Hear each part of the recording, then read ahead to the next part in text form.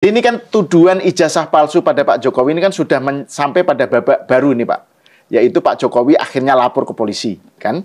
Dan kita tahu ada 5 orang yang dilaporkan, ada inisialnya itu disebutkan sudah. RS, gitu ya. RS ada 2 ya. Ya, ada RS, ada T. kemudian T, terus kemudian ES ya, sama K, gitu kan. Nah, terus kemudian Pak Jokowi beberapa waktu lalu pernyataannya keras. Dia bilang ini bukan soal penelitian ilmiah, gitu kan. Ini saya sudah direndahkan serendah-rendahnya, sudah dihina sehina-hinanya. Ini orang Solo loh yang ngomong seperti ini ya. Jadi ini kemudian kan kita tahu Rismond Sianipar kan kemudian merapat ke Rizik ya. Bang nggak tahu itu bagian dari kepanikan apa itu ya gitu. Terus kemarin Rizal Fadilah, saya nggak tahu apakah itu termasuk yang ini kan sudah dipanggil oleh oleh polisi gitu ya, Polda Metro Jaya. Ini sebenarnya bagaimana Pak Suhadi melihat perkembangan kasus dari tuduhan ijazah palsu ini, Pak? Baik. Jadi gini, barangkali yang saya mau jelaskan di sini proses hukum acara ya. Oke. Karena kan terkait sudah lapor, berarti Polda memproses kan. Yes. Apalagi yang dilapor ini bekas presiden. Dugaan saya polisi nggak main-main lah dalam persoalan ini gitu kan. Kalau saya dengar juga kemarin, ini mau dipercepat supaya lebih jelas ujung pangkal dari persoalan ini seperti apa. Ya. Nah, jadi gini, berkaitan dengan masalah dengan adanya pihak yang tidak dilaporkan itu terus kemudian dipanggil, ya barangkali menurut hukum acara dia dijadiin saksi. Oh, ya, jadi saksi nih. Dari saksi orang-orang yang dilaporkan. Si Rizal Fadilah itu ya? Ya, Rizal Fadilah saksi, ya kan? Harusnya juga Pak Amin Rais dipanggil dong sebagai saksi, ya. Dan orang-orang yang ada di barisan itu 2-3 orang harusnya dipanggil sebagai saksi. Apa konteksnya? Konteksnya kan sama, ya kan? Mengatakan ijazahnya Pak Jokowi dianggap palsu, dianggap nggak benar. Ditanya dong, dokumennya mana? Ya kan? Kan orang yang namanya menuduh harus membuktikan. Jadi ini sebetulnya Roy Suryo ini salah langkah gitu kan. Karena dia terlalu ambisi untuk bagaimana menjatuhkan Pak Jokowi sehingga dia lupa proses hukum yang harus dia lalui. Nah, kan harusnya orang menuduh itu harus membuktikan. Nah, makanya mungkin Fadilah, mungkin juga nanti saya berharap Pak Amin Rais juga dipanggil. Perlu itu menurut saya, ya. Dalam konteks menanyakan sebagai orang-orang yang menuduh ini, kamu punya apa? Udah menuduh tuh seperti ini, udah menuduh seperti ini itu punya apa? Buktinya apa? Kan gitu kan? Ya. Karena beban pembuktian itu sebetulnya bukan ada di tangan pelapor. Ada di tangannya terlapor atau orang yang dilaporkan. Itu beban pembuktiannya, gitu. Nah, terus kemudian kalau nanti beban pembuktian yang membuktikan harus pelapor kan? Pelapor. Atau enggak, terlapor. Terlapor dong. Kan saya dibilang tadi. Saya menuduh si X, ya kan? Kemarin dia itu nampar orang di jalan misalnya, ya. Atau katakanlah kemarin ngambil barang orang di jalan. Saya yang mengatakan seperti itu. Saya harus membuktikan dong, ya. Di mana ditamparnya, ya. Terus jam berapa dan lain sebagainya. Itu detail dalam hukum acara seperti itu, ya kan? Karena di dalam hukum pidana itu ada yang namanya tempos dan lokus. Tempos waktu kejadian.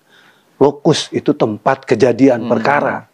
Ini harus betul-betul dipunyai oleh pihak orang-orang yang yang menuduh-nuduh tadi, gitu loh. Kalau dia tidak bisa membuktikan, artinya ya orang-orang yang menuduh ini itu bisa dijerat dengan hukuman, gitu ya. Ya. Nah, oleh karena itu, ya, saya berharap tadi teori yang saya sampaikan itu nggak salah. Kira-kira itu gambaran. Nah, terus ini Pak, kan kalau narasi yang dikembangkan oleh para penuduh ijazah palsu ini, itu kan bahwa ini bagian dari penelitian ilmiah, uji forensik dan itu makanya terbuka di medsos, di apa gitu ya.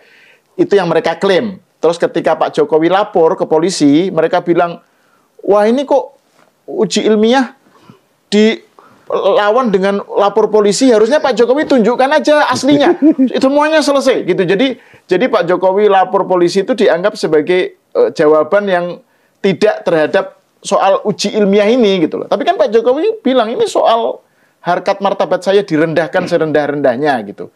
Jadi ini gimana Pak Suyadi melihatnya ini kalau soal klaim mereka tadi itu? Ya. Jadi gini, itu kan berkaitan dengan ijazah ya. Ijazah. Kok sampai dengan forensik, sampai dengan penelitian ilmiah. Itu menurut saya logikanya nggak jalan gitu ya. Karena kenapa? Yang namanya ijazah, selembar ijazah, itu kan pembuktiannya sederhana. Ya, ingat ya, ini UGM. Saya pernah bikin tulisan nih. UGM. Universitas negeri, bukan universitas swasta. Ya, jadi dia mempunyai otoritas besar di sana, menentukan iya dan tidaknya seseorang itu punya ijazah, seseorang itu menjadi mahasiswa punya otoritas. Kecuali swasta, ada Kopertis masih kan di sini kan, yang menjadi bagian kerja tim perguruan tinggi swasta gitu. Nah, kalau misalnya UGM sudah menyatakan ini sah, sebetulnya sudah selesai kok. Mau apa lagi yang dicari gitu loh. Iya kan? Sampai ini fotonya begini. Saya kemarin juga jujur terbawa juga, hanyut juga, ya hanyut. Karena kan saya jujur, saya juga memang bekas pendukung beliau dari 2014, 2019 saya pendukung beliau. Ya. Saya yang pertama saya pernah perhatikan itu berkaitan dengan kok ada meterai ya gitu ya di ijazah itu ya. Ya karena hasutan mereka ini kan ya. Terus kemudian kok kok nggak ada nomor ininya, nomor register di samping itu dan lain sebagainya gitu kan. Nah, terus kemudian juga berkaitan foto ya kan. Kok pakai kacamata ya? Ada 3 persoalan itu. Sebetulnya dalam tulisan saya udah saya jelasin. Sederhana untuk membuktikan bahwa benar dan tidaknya ijazah kepesertaan Pak Jokowi sebagai mahasiswa dan alumni UGM, yaitu dari UGM sendiri kok.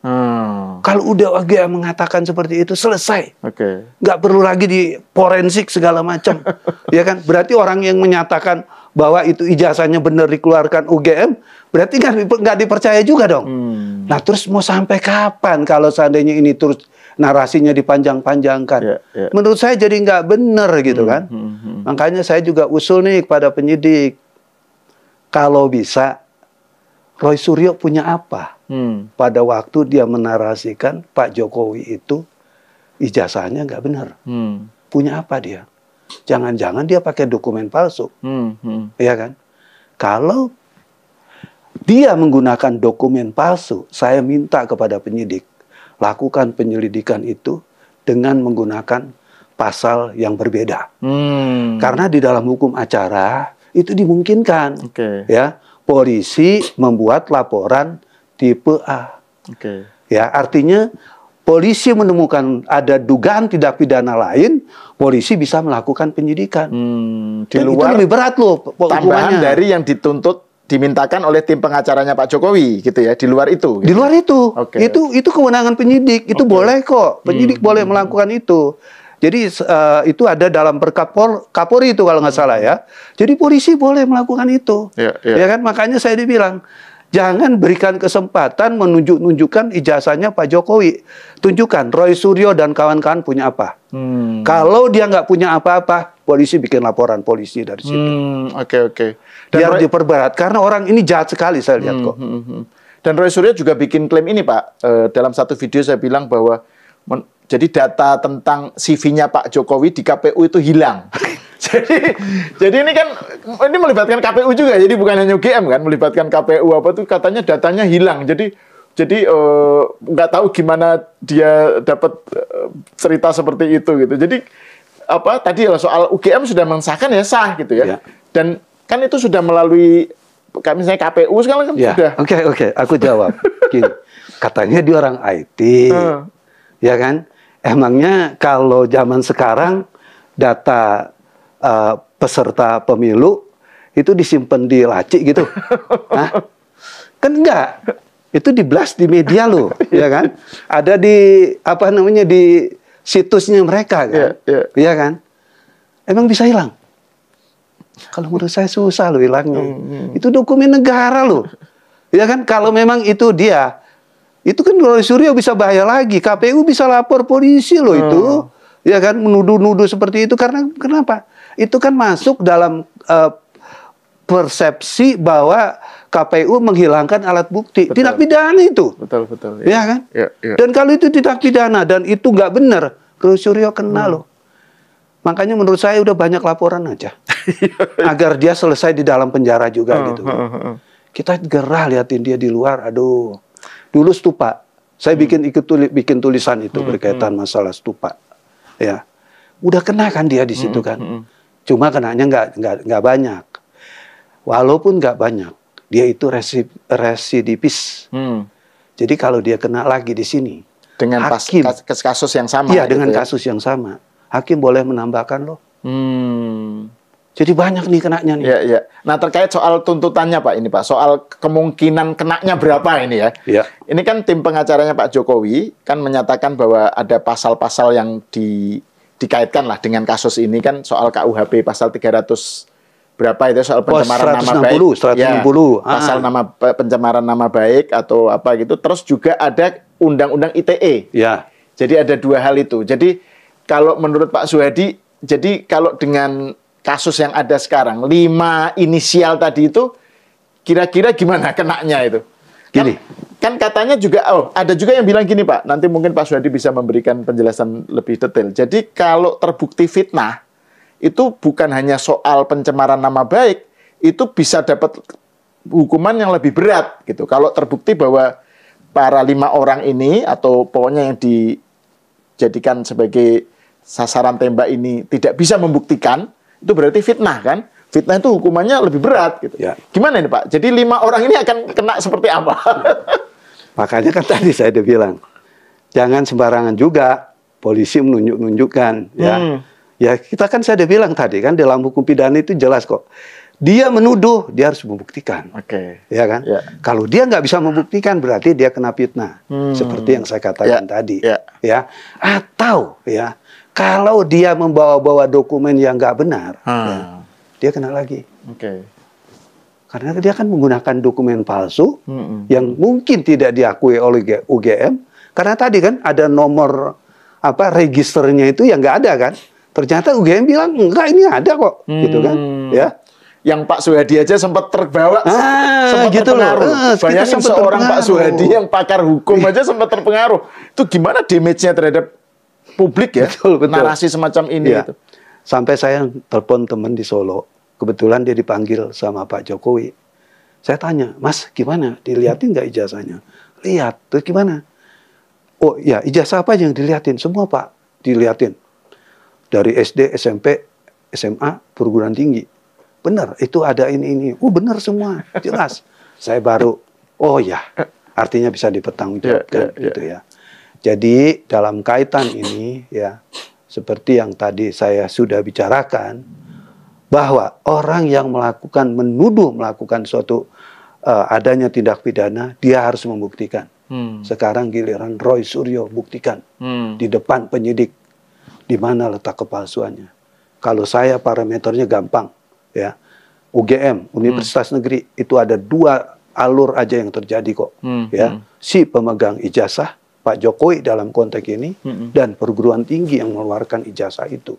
Kalau ini sudah dinyatakan benar, selesai. Gak perlu lagi forensik emang apaan. Ya kan? Ini kan bukan menyangkut masalah yang lain. Karena kalau berkaitan dengan, ini ada kesalahan penulisan segala macam, sifatnya administratif, ya kan? Hubungan hukumnya yang terjadi antara Jokowi dengan perguruan tinggi. Orang lain gak perlu ikut-ikut di dalam persoalan ini. Karena konteksnya palsu itu apa sih? Kan ada suatu peristiwa yang tidak benar. Kan gitu kan? Ya. Di mana peristiwa yang tidak benar itu, misalnya orang yang mengeluarkan atau orang yang mendapatkan, ya, itu nggak benar. Nah sekarang orang yang mendapatkan, benar saya dapat dari UGM. Terus orang yang mengeluarkan, benar saya mengeluarkan itu untuk kepentingan Pak Jokowi. Selesai. Ya. Jadi nggak usah repot-repot gitu loh, ya kan? Ya. Ada ini, ya itu urusan administratif menurut saya. Nggak ada hubungannya dengan Roy Suryo dalam kaitan ini. Dan yang aneh, katanya alumni dari UGM. Kok sampai sebegitu teganya dia menjatuhkan UGM? Harusnya kalau dia sebagai alumni, ngapain dia cuap-cuap dulu ke sana? Datangin dulu dong UGM. Kan parameter kerjanya harusnya ke sana dulu kan. Tanya dulu, Pak, saya mencurigai ini ada ijazah palsu gini. Boleh nggak aku lihat dokumen? Atau Pak, tolong dong, ya saya mau bersurat, keluarin dong surat, bener nggak Pak Jokowi ini lulusan dari sini? Bener nggak ijazahnya dan lain sebagainya? Kan harus seperti itu. Ini mereka kan ke UGM juga Pak, tapi menggeruduk demo. Iya, tujuannya apa gitu loh. Jadi kalau menurut saya, tujuan besar, mungkin ini tujuannya untuk 2029 gitu loh, ya kan? Karena dia melihat kan Pak Jokowi ini punya putra yang menjadi wapres, ya kan? Mungkin ke sana. Tapi ya itu lupakanlah. Itu hanya menduga-duga saya aja. Tapi yang seperti yang saya tadi, hukumnya seperti itu. Jadi dari segi soal asli, palsu dan enggaknya itu tadi begitu UGM menyatakan asli ya sudah selesai. Ya gitu, selesai. Ya. Karena kan tadi saya dibilang yang namanya palsu harusnya salah satu itu, misalnya, oh saya punya ijazah UGM, ya kan? UGM bilang, oh nggak benar itu ijazahnya, baru, ya kan? Wah itu jangan-jangan dibuatnya di Pramuka, nah, itu baru kan gitu kan? Kalau dua tadi kepentingan tadi ya kan, Pak Jokowi sebagai alumni, UGM sebagai universitas yang memproduk mahasiswa dan memproduk ijazah sudah mengatakan itu selesai kok. Jadi nggak perlu lagi diembed-embed. Oh ini tulisannya begini, ini tulisannya begini. Itu nggak ada lagi menurut saya.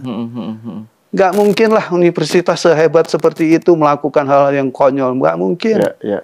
Dan ini kan ijazah itu dikeluarkan ketika Pak Jokowi usia berapa? 24, 23 kan? He was nobody, bukan nobody lah.